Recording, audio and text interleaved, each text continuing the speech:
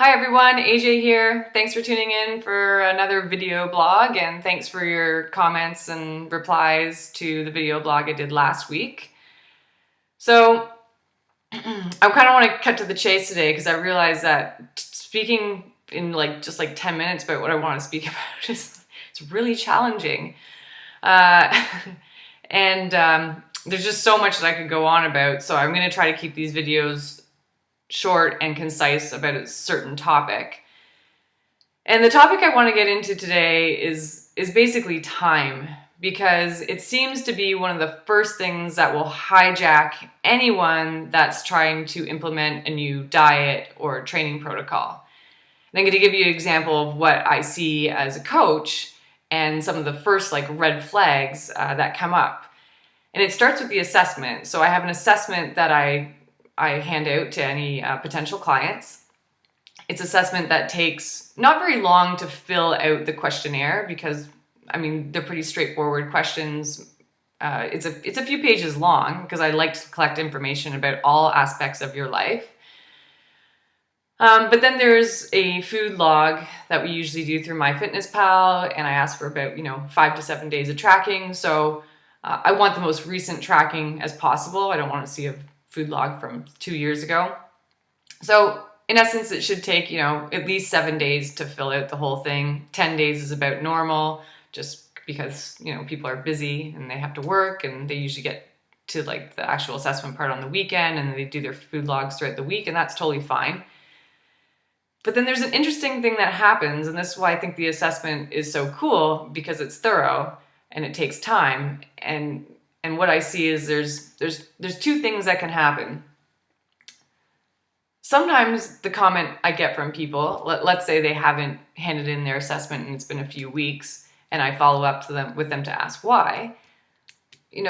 Some people don't admit it right away, but once we get chatting, they're like, well, I just didn't realize there was going to be work, on my part. Work meaning they have to fill out an assessment form and have some awareness about their food and what they're doing on a daily basis, and relay that information for me so I can give them proper recommendations. I think this is a really misguided thing that comes from just adopting food plans and diets that you can just buy online.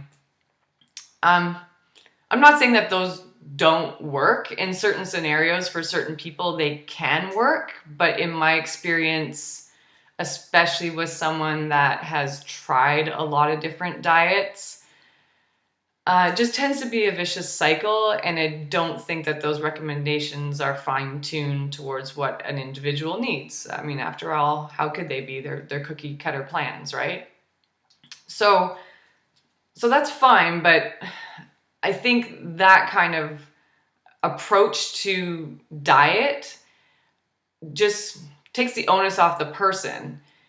And in that scenario, we're just training the client to just follow something. And that doesn't really motivate real change and real awareness and just being present in the moment when you have to make decisions about, what you're going to eat. It also doesn't really educate the client too.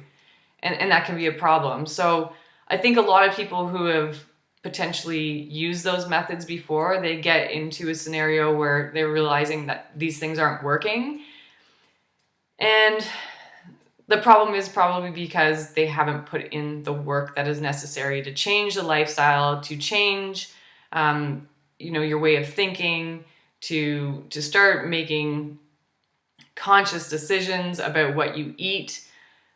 That's not something you get in just a cookie cutter plan. That's just basically, I don't want to call it a Band-Aid, but it's not a sustainable lifestyle transformation that is going to result in the way that you hope.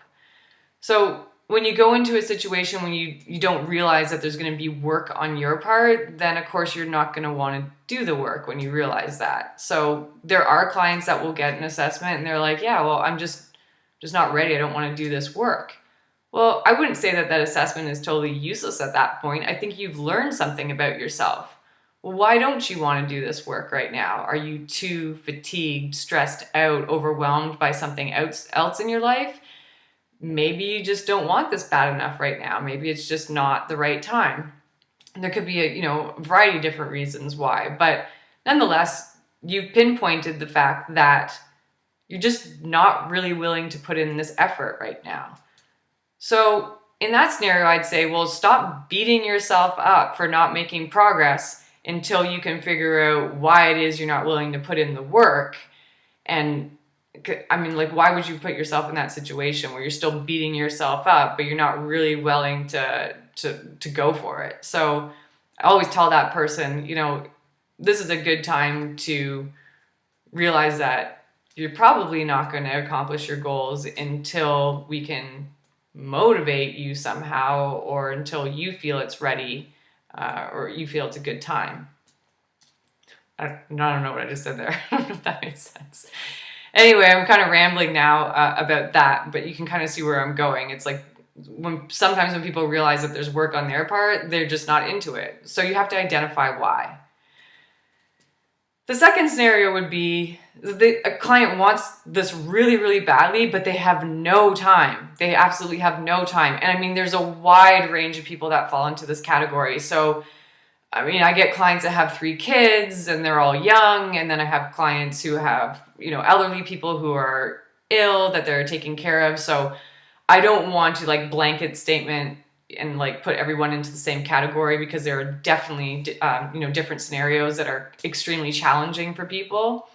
But in general, if I hand an assessment to someone and they cannot fill it out in 10 days, then we have to start looking at like, okay, so what is it in your life that's so overwhelming and is making your life so busy that you can't even do this little bit of work? Because what concerns me is if you can't do this assessment, if you can't find time to do this assessment, then how are you going to find time to prep your meals? How are you going to find time to recuperate from your training? How are you going to find time to train?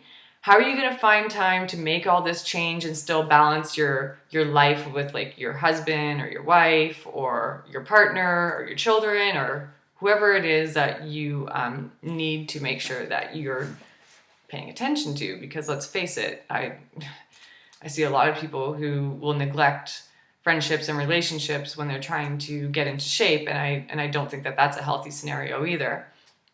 So, it's a real eye-opener for me. And when a client comes back and they're like, it took me 10 weeks to fill out my assessment, before we're going to start picking through the diet, we're going to start talking about what could possibly be getting in the way that they can't put aside this time every day to do this. Because, I don't want to start then throwing more things at them when clearly they don't have any time. So this is something that you can actually start doing on your own before you start a new exercise plan, a new diet, or working with a coach. And it's just self-awareness. It's like, how do you spend your time? What can you cut back on? And the other thing I really like to observe during this process of, where we can find more time is the things that we are putting our time into. What is the outcome, or what are the feelings that we get from those activities?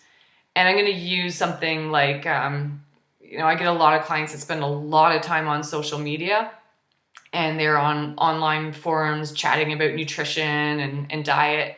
And that's great, because I think, a social aspect to these things is important. But at the same time, if it's robbing you of your time to prep your meals, it could be an issue. But then there's one step further that I want you to think about. I want you to think about when you do these things, when you spend time on these forums, and this is just the example I'm using right now because it's a common one, what feeling are you getting when you step away from that? So immediately after you've spent an hour on an online chat group or a Facebook group, are you frustrated? Are you pissed off? Are you confused? Do you feel like, oh my God, I don't know anything, I'm never going to be successful? Or are you empowered? And I would say, if you're not empowered when you partake in these things, then, there's another reason that you should probably be taking that out of your schedule and focusing that time on something else. And this goes from anything that you're doing. Like, the common things I see are like television, shopping, Of course, online forums and chat groups. I meet a lot of people who, after we analyze things, they're like, man, I spend so much time just spinning my wheels online, having these debates with people about high fat versus low fat with all this stuff. Meanwhile, I haven't really implemented anything. I just get pissed off and frustrated, and I get in these arguments. And then when I look back at my own situation, I'm not really executing these things that I could be doing. There's that whole scenario. Did I say television? Yeah. And then I mentioned shopping. I mean, I think that might be another video in itself. I'm somewhat of a minimalist. And I think that change in mindset for me was what probably freed up the most time. I don't need to fill my day with like online shopping or going to the mall and shopping. That has an amazing trickle down effect too, especially being self-employed. If I don't shop like crazy and I don't buy things that I don't need, I don't need to work as much because I don't need to make as much money to just get by. And so, when you really narrow things down to your essential things that you need, you can not only free up time in terms of like going to the mall or shopping online. I know a lot of people spend a lot of time online shopping, but you can also free up, I know people that have 2 jobs, right? Or people that don't think they can afford like a good multivitamin. Meanwhile, you look in their shoe closet and it's like, whoa, okay, well, I'm pretty sure you can if you are willing to give up certain things that, most people don't consider to be essential things that you need. So, I guess this is the video for like the step right before you decide to tackle, whether it be a diet or training or however you're going to like change your lifestyle to reach your goals. Some of them aesthetic, some of it's health. A lot of people it's a combination of the two. Before you set out and try to make all these big changes, just be hyper aware of how much time you have and where you're wasting some of your time, because you really don't want to get into a scenario where you're like gung-ho on a plan and all of a sudden you realize you don't have any time to do it, because it's just going to feel like another scenario where it didn't work. Well, it's not that it didn't work, it's that you just didn't have time to implement it. So this is almost like the step before you get going. Be hyper aware of how you spend your time, these little things that you do in your spare time. How do they make you feel? Do you even really want those things as a part of your day-to-day life? Do they need to be? Maybe you just need an attitude adjustment about some of those things and you can, still participate. But focus on it. See what happens. See how much time you can free up. Give yourself a couple of weeks and say, I want to be able to sit back at the end of every day and have a half hour where I kind of do nothing. Can you make that happen for yourself? And I think that that's a good exercise, and it's also a great thing to do before you go to sleep. But a half hour of nothing where you just deep breathe, maybe do some visualization exercises or whatever it might be to help you get on track for the next day.